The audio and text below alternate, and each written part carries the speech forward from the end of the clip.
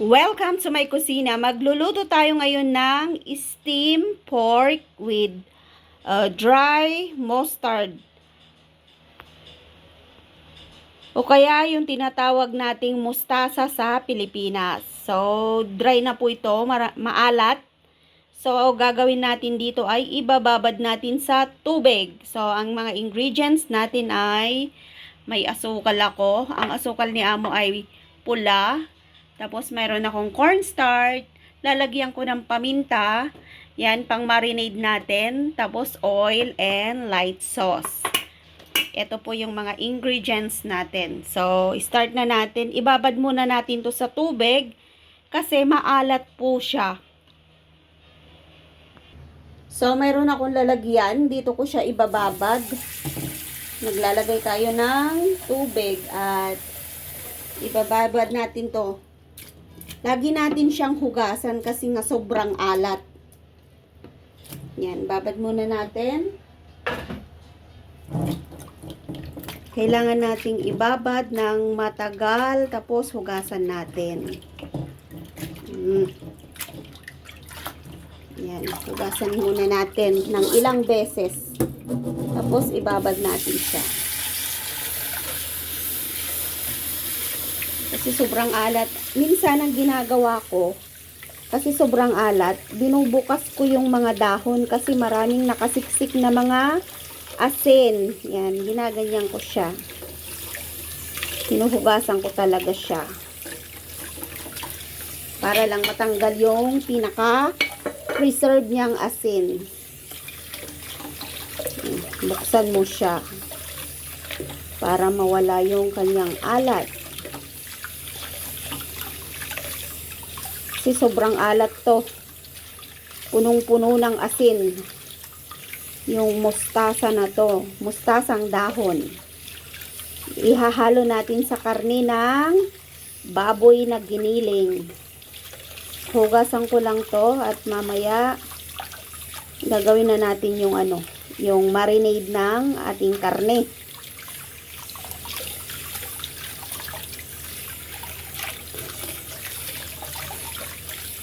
Yan, ginaganyan ko siya para matanggal yung sobrang alat. Kasi pag nagluto ka ng maalat, pagagalitan ka din. So, ireremedyo mo na kung paano siya tanggalin. Yung asin. Ayan. So, ibabad natin ulit.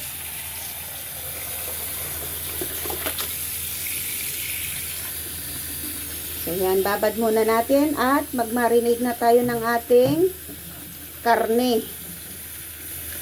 So, iwanan muna natin dito ito at mamaya pipigain natin tapos hihiwain natin siya ng maliliit.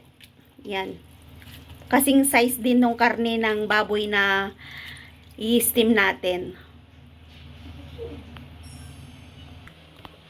So, bubuksan natin yung karne ng baboy at imamarinate natin. Gagamit tayo ng medyo masukong na plato.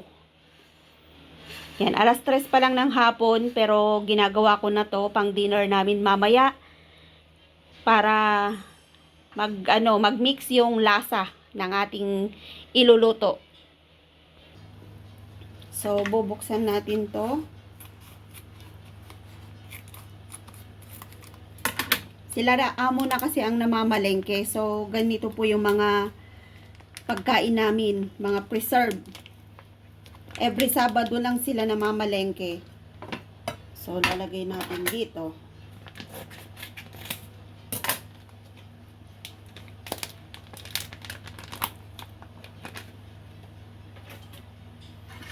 So, ito, lalagyan natin ng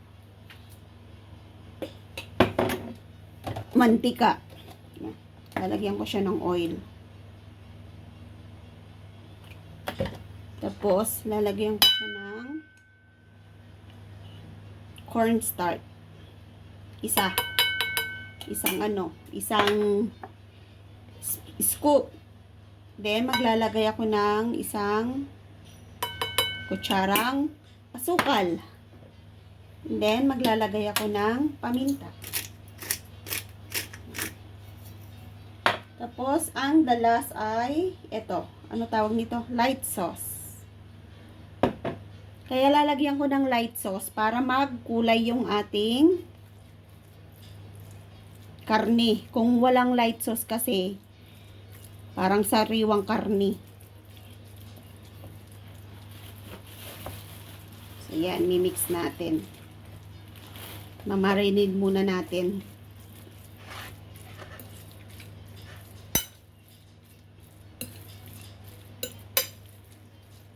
So, nasa inyo na kung gusto nyong lagyan ng konting tubig kasi medyo dry. Kung galing sa palengke yung karne, huwag nyo nang lalagyan ng tubig kasi sariwa yung karne. Pero pag galing sa frozen, lagyan nyo po siya ng tubig.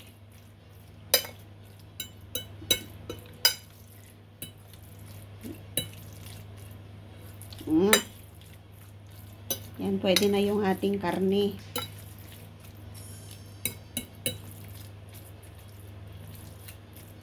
So, ngayon, ipigain natin yung ating binabad na maalat.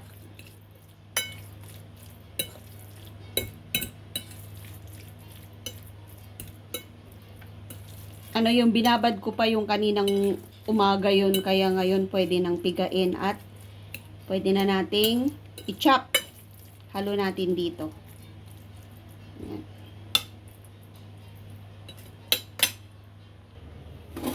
So, pipigain na natin to. Tanggalin natin yung kaniyang tubig. Yan.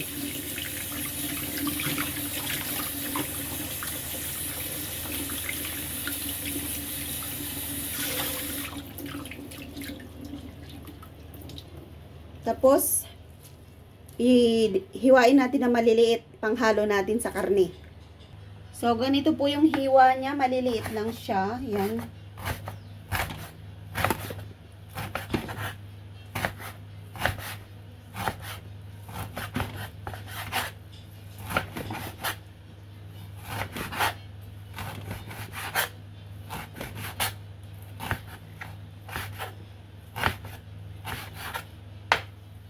So, lagay natin lahat yung ating binabad.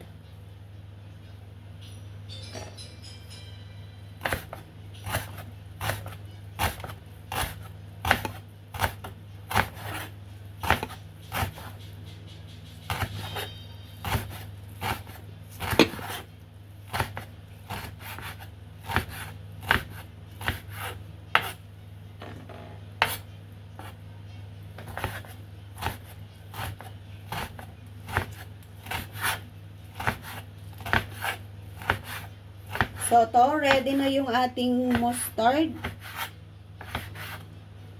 Yan. Pwede nang ihalo sa karne. So, ganito po yung itsura niya. Kita nyo?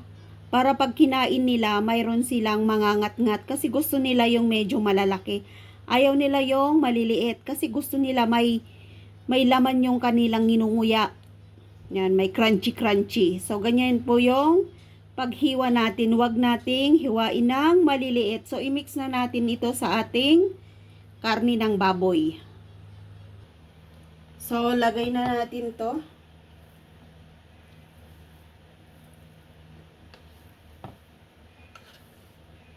Yan, lagay natin lahat.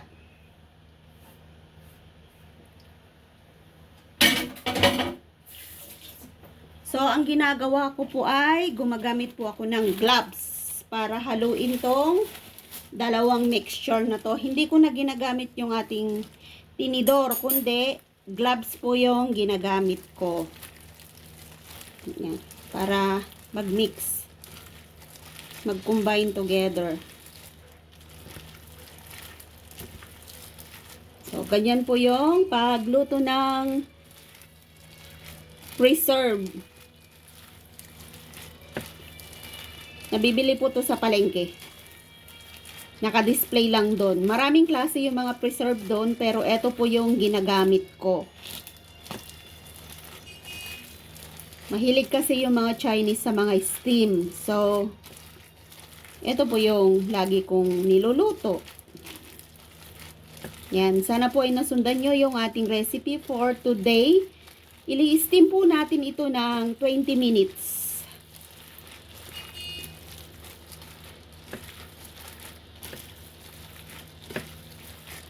Karne po siya, so ini-steam ko po siya ng 20 minutes.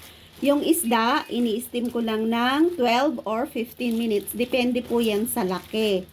Pero itong karne, ini-steam ko siya ng 20. Ang gamit ko po ay oven, steamer.